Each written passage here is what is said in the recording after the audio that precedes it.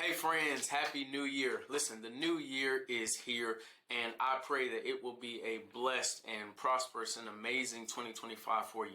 But I don't want to just say that. I want to help you with one key principle to actually help you live that type of 2025.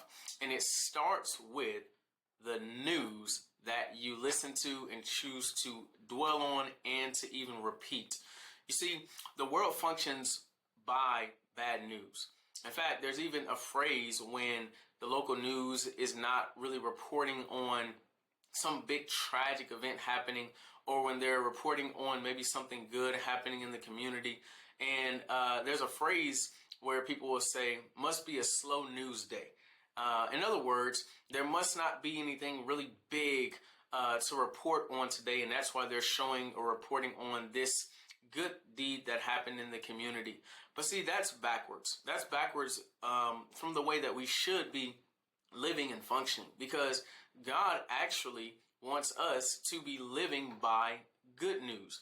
In fact, Jesus comes bringing good news. Let me read something for you. Luke chapter 4, verse 18 says, "The Spirit of the Lord is upon me, because he has anointed me to preach the gospel to the poor. He has sent me to heal the brokenhearted, to proclaim liberty to the captives and recovery of sight of the blind, to set at liberty those who are oppressed, to proclaim the acceptable year of the Lord."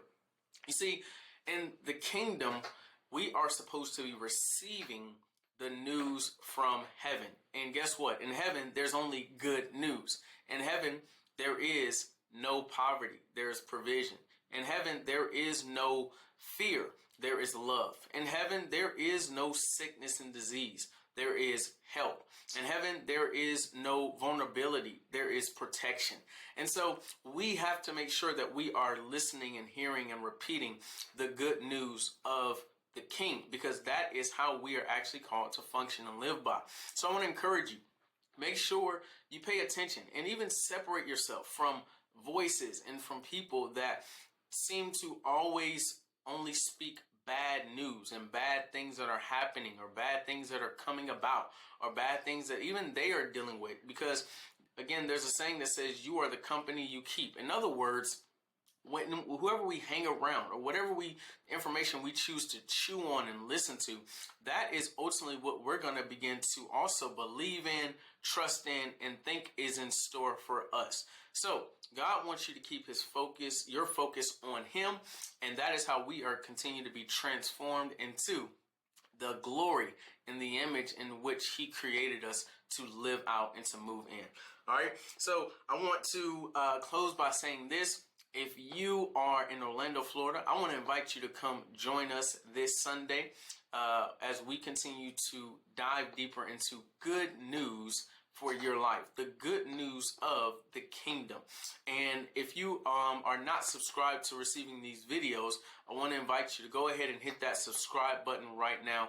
You'll get updates when we have more postings and when I post more devotionals, as well as the messages from Sunday. Hey, be blessed, and remember, pay attention to the news that you listen to the news that you are repeating, because that is going to impact your life.